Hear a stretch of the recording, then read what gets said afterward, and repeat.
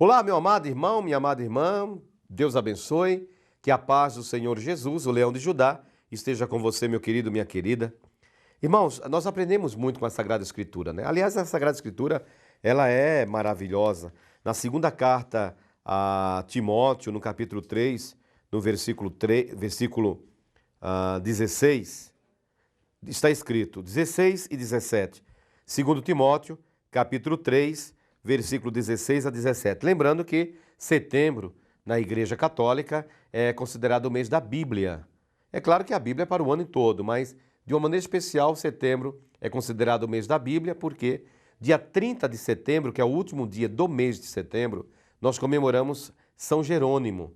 E quem foi Jerônimo? Jerônimo foi um homem apaixonado pela Sagrada Escritura, lá no início do cristianismo, e ele foi para a Terra Santa, a terra de Israel, passou toda a sua vida lá dedicando-se a quê? A traduzir a Bíblia do hebraico e do grego, hebraico Antigo Testamento e grego Novo Testamento, do hebraico e do grego para o latim.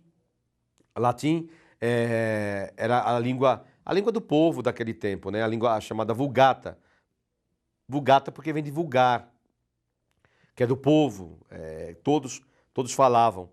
Então, meus amados, a São Jerônimo, ele passou toda a sua vida, ele dedicou toda a sua vida lá em Israel a traduzir a Bíblia do hebraico e do grego para o latim. Daí nós temos as traduções atuais, graças a São Jerônimo, um homem apaixonado pela Sagrada Escritura.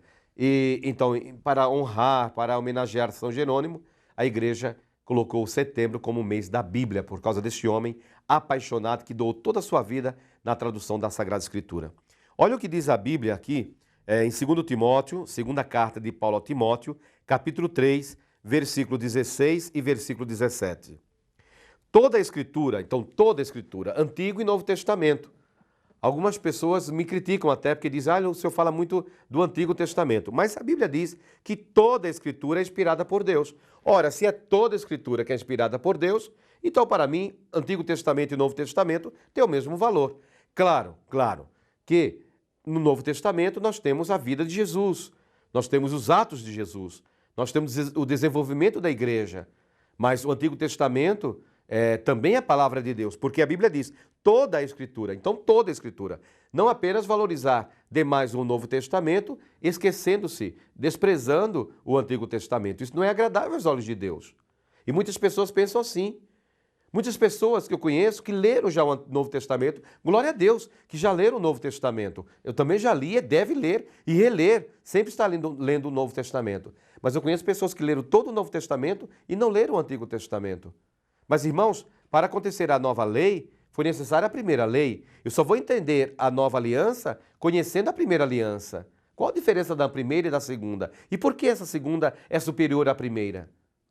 Então devo conhecer também o Antigo Testamento. Porque a Bíblia diz claramente em 2 Timóteo, capítulo 3, no versículo 16, toda a Escritura, toda, não parte da Escritura. Então toda a Escritura é inspirada por Deus, é inspiração de Deus, é palavra de Deus. Por isso que nós falamos palavra de Deus, palavra do Senhor. Não é palavra humana, é inspiração. Deus deu inspiração aos homens para que os homens pudessem escrever, e aqui nós temos a Sagrada Escritura. Toda a Escritura é inspirada por Deus e útil para ensinar. Quantas pessoas que dizem, padre, eu estou perdido, eu estou perdida, eu não sei o que fazer. Mas a Bíblia ensina. Todas as respostas que nós queremos e precisamos, irmãos, nós encontramos daqui, na Sagrada Escritura. Eu também tinha muitas perguntas, eu também tinha muitas dúvidas, mas foi na Sagrada Escritura que eu encontrei as respostas. Por quê? Toda a Escritura é inspirada por Deus e útil para ensinar, para repreender. Repreender. Olha, você está errado. Esse não é o caminho de Deus.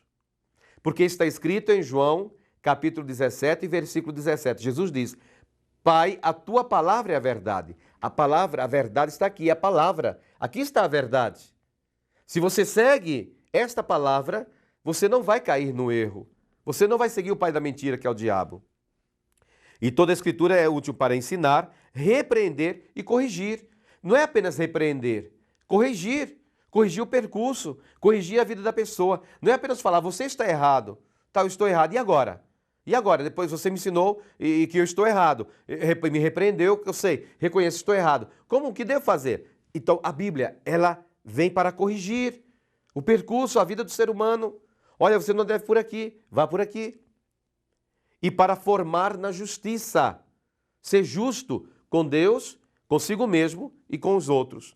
Pois ela, a Sagrada Escritura, a Bíblia, por ela, o homem de Deus, a mulher de Deus, o homem de Deus se torna perfeito, capacitado para toda boa obra.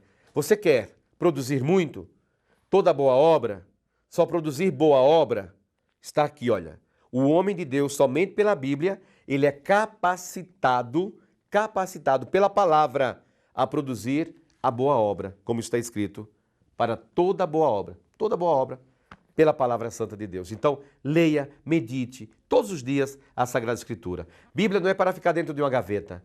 Bíblia é para ficar na minha mão e na sua, e dela nós possamos tirar todo o conforto e todo o ensinamento. Amém?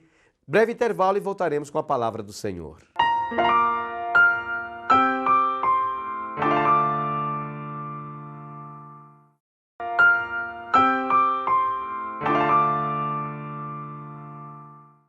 Olá, meu amado irmão, minha amada irmã, meu amigo, minha amiga, vamos lá para a palavra do Evangelho do dia.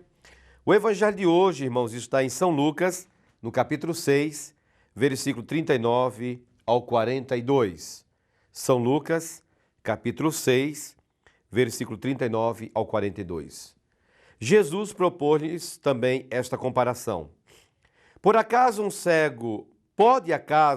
um cego guiar outro cego? Não cairão ambos na cova? O discípulo não é superior ao mestre, mas todo discípulo perfeito será como seu mestre. Por que vês tu o argueiro no olho de teu irmão e não reparas na trave que está no teu olho? Nossa! Ou como podes dizer a teu irmão, deixa-me, irmão, tirar de teu olho o argueiro, quando tu não vês a trave no teu olho? Hipócrita! Tira a primeira trave do teu olho e depois enxergarás para tirar o argueiro do olho do teu irmão. Palavra da salvação. Irmãos, esse evangelho é forte, hein? Profundo, hein? Jesus está sendo ali muito duro com o seu povo daquele tempo. Jesus, ele diz, fez essa comparação. Por acaso um cego pode guiar outro cego? Ele estava falando para os fariseus, que ensinavam nas sinagogas, os escribas que conheciam a palavra. Um cego não guia outro cego. Por quê? Os dois vão cair no precipício. Os dois vão cair no precipício. Não cairão ambos na cova? Como uma pessoa pode querer orientar outra pessoa se ela vive uma vida desorientada? Se ela não tem o Espírito Santo? Se ela não segue o Espírito Santo? Se ela não tem a sabedoria do Espírito Santo? Imaginem o conselho que essa pessoa vai dar para outra, né? Por isso que a Bíblia fala, pode um cego guiar outro cego? Claro que não. Os dois vão cair no precipício. O discípulo não é superior ao mestre, mas todo discípulo perfeito será como seu mestre. O discípulo nunca será superior ao mestre. O ministro da igreja nunca será superior a Jesus. Mas, Jesus diz, todo discípulo perfeito, que está em Cristo, que segue a palavra dele, que obedece a ele, diz a palavra, será como seu mestre. Ou seja, conquistará muitos corações para o céu, para Deus. Por que tu vês o argueiro no olho do teu irmão e não reparas na trave que está no teu olho? Não vê aquele argueiro, aquele pozinho no olho do irmão e não percebe a trave que há no próprio olho? E como a trave, a pessoa não pode enxergar.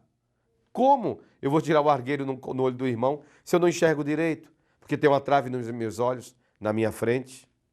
Irmãos, cada um se examine. Será que eu tenho condições de julgar alguém, de condenar alguém, de falar mal de alguém, de falar da vida de alguém? Se eu também sou pecador, se eu também sou cheio de pecados, cometo falhas, sou pecador. São João, na sua primeira carta, no capítulo 1, ele diz isso. Quem diz que não tem pecado é mentiroso. Ora, se eu vivo no erro, como eu vou querer tirar alguém do erro? Como eu vou tirar? Às vezes meu pecado é muito maior do que o pecado daquela pessoa. E eu me sinto superior e eu quero orientar aquela pessoa. Mas o meu pecado é muito superior, muito maior. Existe uma trave no meu olho, não é apenas um margueiro, não é apenas um cisco, uma coisinha pequena. E Jesus continua dizendo, hipócrita, tira a primeira trave do teu olho e depois enxergarás. Porque com a trave você não consegue enxergar. Como você vai colocar ali o dedo, vai querer tirar ali aquele argueiro, aquela sujeira do olho do irmão, se você tem uma trave? Você vai causar muito mais estrago do que ajuda.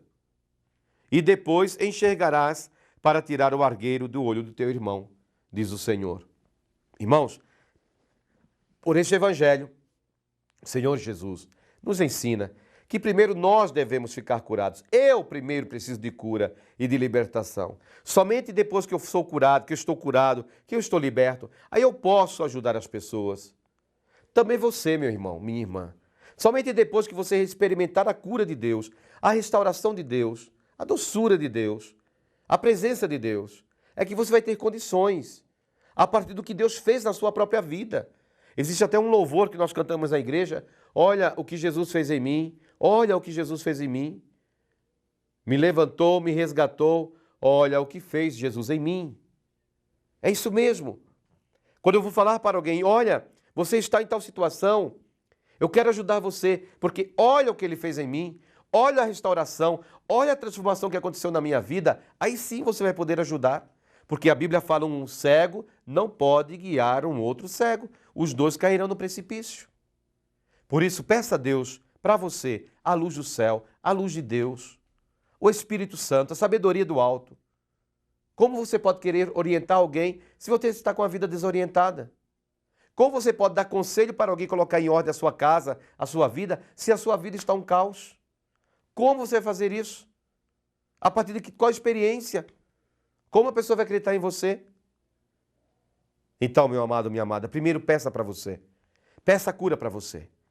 Toda segunda e toda sexta, no Clube Nacional, Eucaristia de Cura e Libertação da Associação Leão de Judá. Você pode fazer a experiência da restauração e da cura de Deus.